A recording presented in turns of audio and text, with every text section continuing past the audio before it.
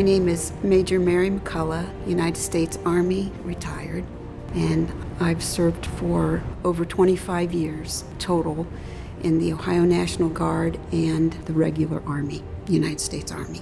My father served in World War II in the Navy, and I have uncles. I was the first female to go into the military. I decided that I love this country and I wanted to serve, protect and defend the Constitution of the United States, and on my own I went down to the recruiting station, and I went to the Air Force first, and they couldn't put me in right away, so I went down the hallway to the Army and they were able to put me in, and that was on a Tuesday, and on Friday I was shipping out to Fort Leonard Wood, Missouri, much to my mother's chagrin. Before Don't Ask, Don't Tell, I virtually had two separate lives. My military career was separate from my personal life. And as all of us who serve and protect the United States of America, we make a choice. And your military career comes first. And so for many years, my personal life just really didn't exist. And in my opinion, when Don't Ask, Don't Tell came along, that just made it worse. There were plenty of courageous people who were serving, who made the choice to come out, and I didn't. But after my career was over, it was time to be who I am, and it is what it is. But I am absolutely proud to be a veteran and to have served, and I'm also proud of who I am as well. My name's Steve Krause. I served for 21 years in the military, so I'm a retired veteran. I kind of joined the military right about 2 years out of high school. I knew I wanted to get a better education, but yet at the same time, I needed something more structured. So one day I just went downtown Dayton to the Air Force recruiting office, signed up. They put me on a 6-month waiting period, and I joined. Going forward then from there, really wasn't out to myself. So what I ended up doing was marrying my high school sweetheart. And went overseas. My first tour duty was Misawa, Japan. So we were there for 3 years. Came back home during that time frame because we had 2 sons at the time. Got out of active duty and cross-trained over into the reserves. That way I could stay at Wright Pat near Dayton, near where the family was, and still have kind of the best of both worlds. My ex-wife at the time found a boyfriend before I did. So we got divorced, and I got custody of my 2 sons. So now I was living in this new flux of, okay, I've been having all these feelings all my life. Here was my opportunity to try to now look back and see, was this a phase, was it a feeling, or is this who I am that, like many others at the time, had just suppressed it and pushed it to the back? It kind of put me in a different realm because now I'm a quote-unquote closeted still heterosexual father with 2 young sons living with him, and also in the military.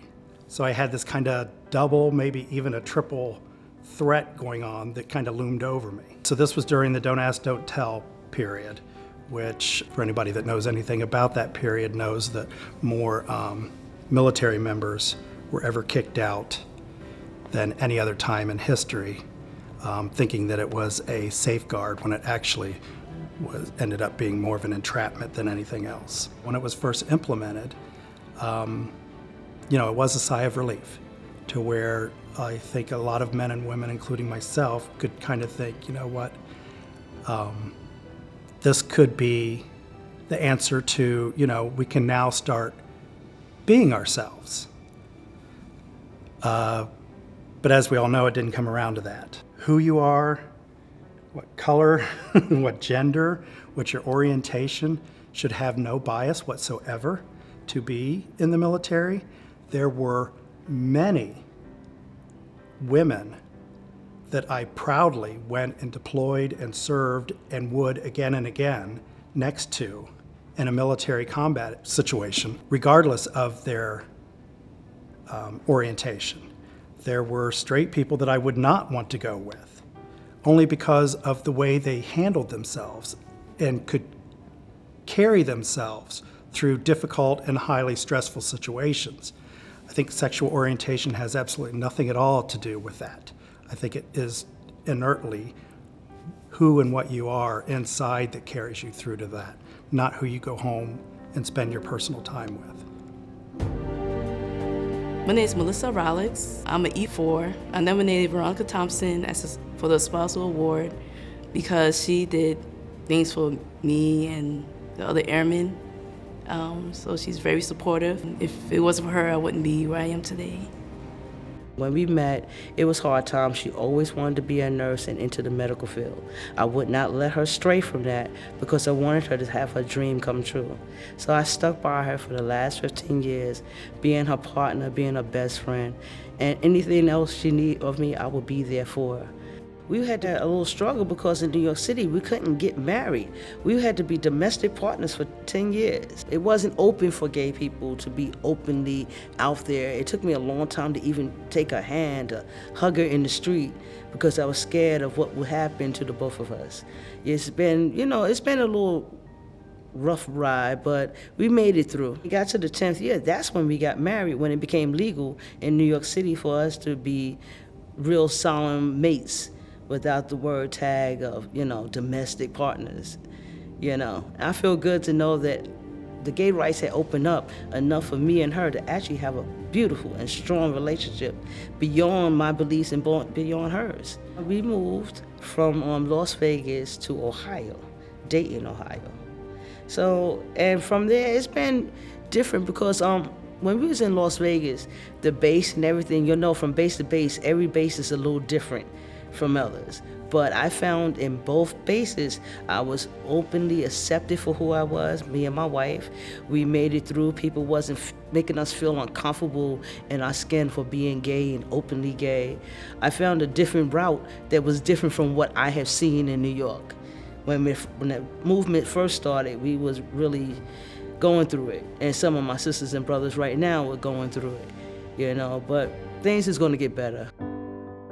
I'm Mark Cunningham, and I was in the Ohio Air National Guard, but I was actually active duty in the Air Force for 29 years and retired back in 2009 as a lieutenant colonel.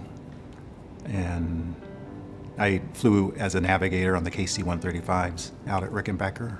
I did 1 quarter of college at Southern State Community College and realized that it was really expensive to go to college, and my uncle, who was in the unit that I ended up joining, recommended going there because they paid 100% of your tuition.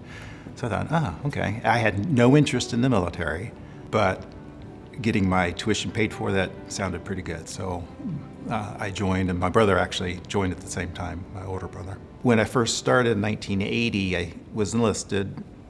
Airman Basic, started at the very bottom, and back then they were allowed to ask if you were homosexual. And at that time I was 18, 19 years old, had no idea about myself at that point in time. So I was kind of dumbfounded. I wasn't ready for that question, and I kind of hesitated. I thought, I'm not sure. And so I said no, because at that point in time I really didn't know. I was enlisted for 6 years, and then I ended up getting an AF position, which required me to go to officer training school.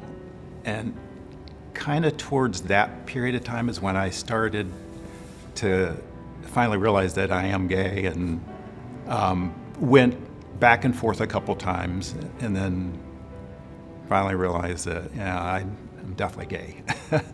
And that was kind of close to when Don't Ask, Don't Tell was coming about. When I was in, we did stuff, and I did stuff that I really would have gotten in trouble and probably fired for. We got married, had a ceremony. I wore a ring. We ended up adopting 2 kids, which all of that was a big no-no for Don't Ask, Don't Tell. We are definitely out to the community and didn't really hide it, other than I never brought it up at work. It was difficult, very difficult, especially having a family and having other people that worked at the base, because I worked there for 29 years at the same place and worked with a lot of the same people for many of those years. Going in, you see somebody's family's picture on their desk, and you look at my desk and it's empty. It's gonna be hard. Yeah, it was just hard hiding it.